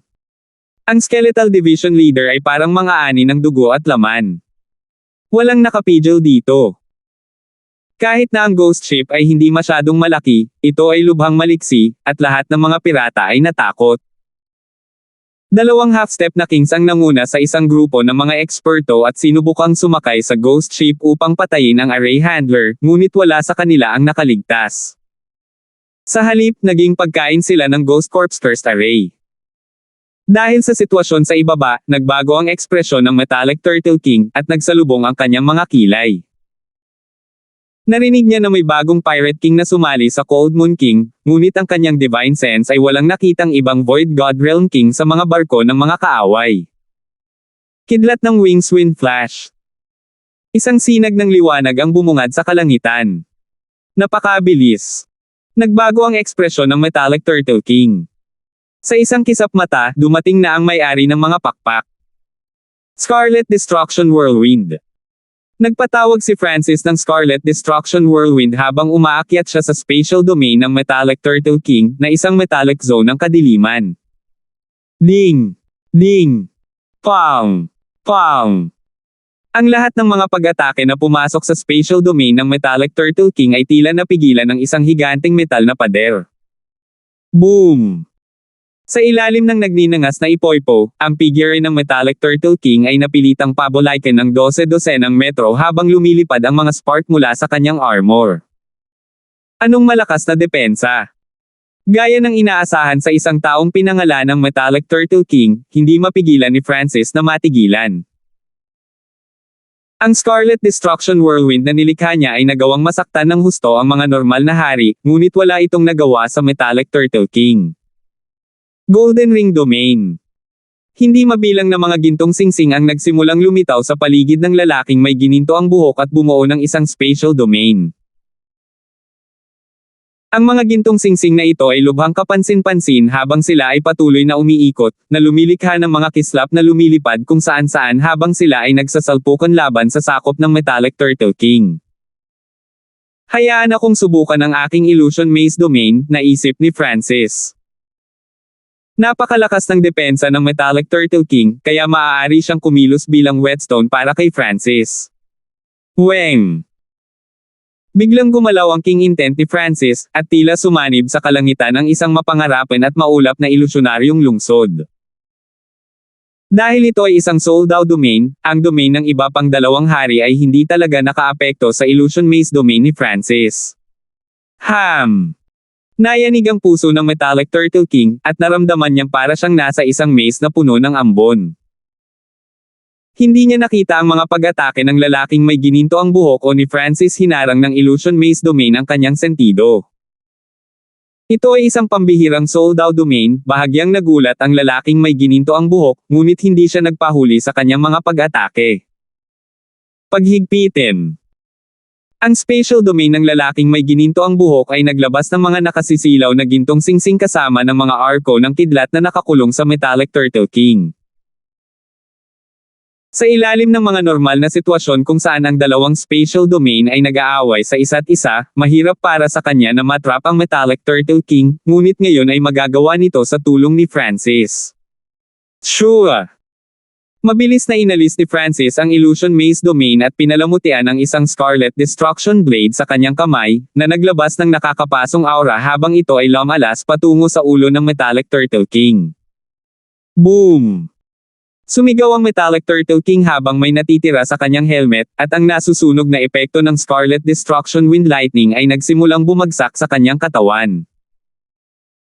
Kasabay nito, pinaikot ng lalaking may gintong buhok ang mga gintong singsing, na nagsimulang umikot sa paligid ng Metallic Turtle King na parang matalim na talam.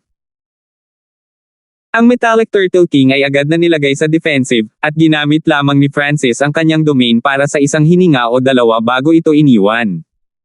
Break! Umungal ang Metallic Turtle King habang ang kanyang metal-ikong domain ay naglabas ng hindi mabilang na mga pader na metal na nagtulak palayo sa mga paghihigpit ng lalaking may gininto ang buhok.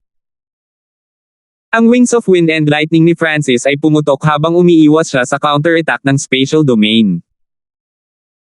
Napaatras ang lalaking may gininto ang buhok, at hindi niya maintindihan kung bakit hindi ipinagpatuloy ni Francis ang paggamit ng Illusion Maze Domain.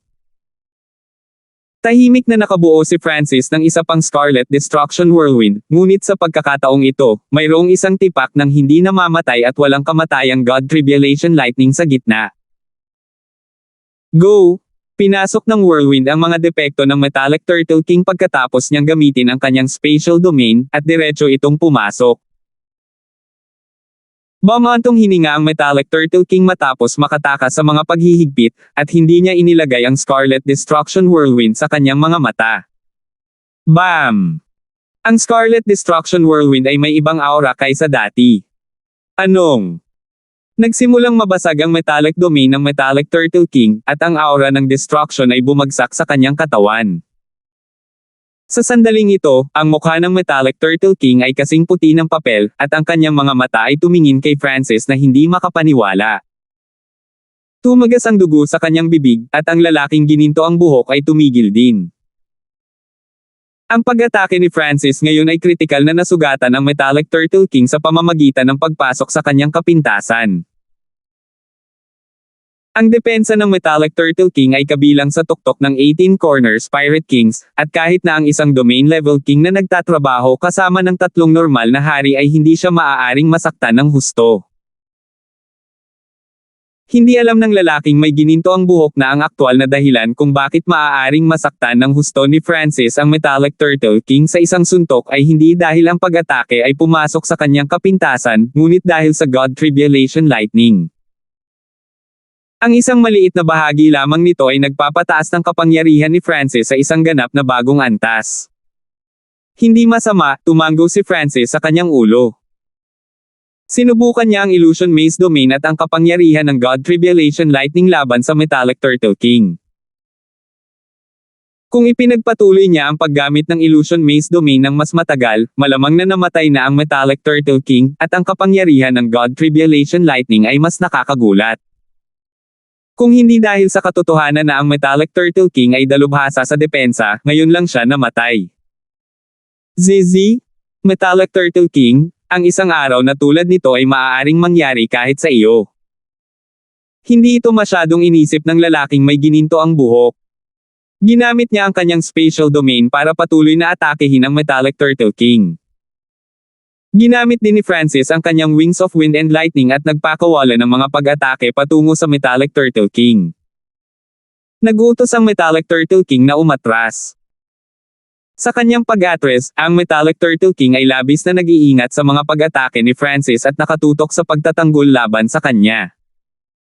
Gayunpaman, pagkatapos ng kanyang mga pagsubok, hindi ginamit ni Francis ang kapangyarihan ng God Tribulation Lightning o ng Illusion Maze Domain.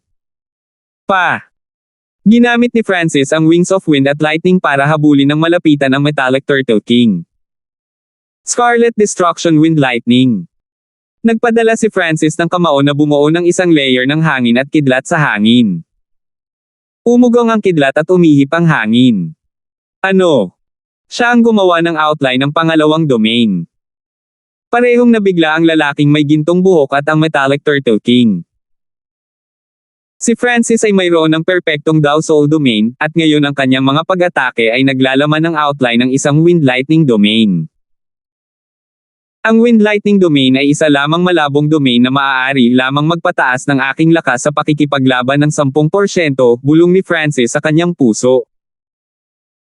Sa kasalukuyan, gusto niyang patalasin ang kanyang Wind Lightning Domain sa pamamagitan ng paggamit nito sa Metallic Turtle King. Kung pagsasamahin ko ang aking mga spatial na domain, ang mga normal na domain level kings ay malamang na hindi ako makakapareha, labis na nasasabik si Francis, ngunit sa ngayon, kakagawa lang niya ng mga outline ng Wind Lightning Domain. Dahil wala siyang dati ng teknik na pagbabasehan ng domain, medyo mas mahirap para sa kanya, at malamang na kailangan pa niya ng ilang buwan, ngunit hindi ka panipaniwala, iyon para sa normal na kings. Kailangang malaman ng isa na ang kaluluwa, layunin, kaliwanagan, at pag-unawa sa space of normal kings ay lahat ng mga salik na maaaring magresulta sa isang bottleneck na tumatagal ng ilang daang taon. Tumakbo. Ang Metallic Turtle King ay sumulyap kay Francis ng malalim bago magbigay ng utos. Masasabi niya na ginagamit lamang siya ni Francis bilang isang bato. Ang Francis na ito ay nagtitimpi pa rin, nagsalubong ang mga kilay ng gininto ang buhok na lalaki, at bahagya siyang nalungkot sa pagtugis. Kung medyo seryoso si Francis, posibleng mapatay nila ang Metallic Turtle King. Nagpatuloy ang paghabol ng dalawa, at naging dahilan ng pagsigaw ng Metallic Turtle King. Sa kanilang paghabol, sinubukan ni Francis na gamitin ang kanyang mga diskarte sa Wind Lightning upang malikha ang kanyang Wind Lightning domain sa pamamagitan ng aktwal na labanan. Sa ngayon, one-sided din ang laban sa ibaba. Pinapatay ng Ghost Ship ang lahat ng nasa landas nito at nilalamon ang diwa ng maraming pirata. Ang galing!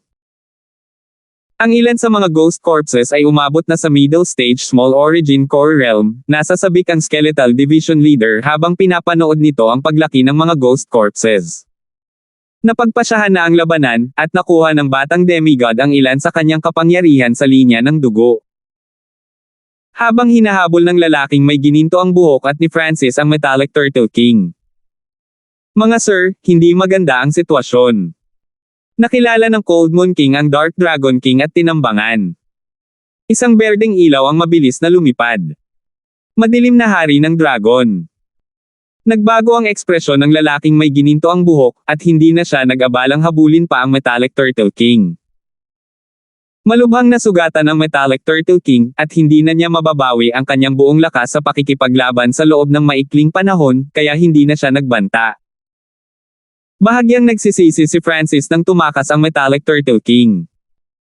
Bagamat si Francis ay hindi naging all out, gusto niyang dahan-daang gilingin ang Metallic Turtle King at pagkatapos ay patayin siya gamit ang Skylocking Bow sa kritikal na sandali. Francis, tutulungan namin ang Cold Moon King. Mangyaring maging mas seryoso sa darating na labanan, ang boses ng lalaking may gininto ang buhok ay puno ng solemna at bakas ng pagmamakaawa. Salamat po at sinamahan ninyo ako, ingat lagi mga master.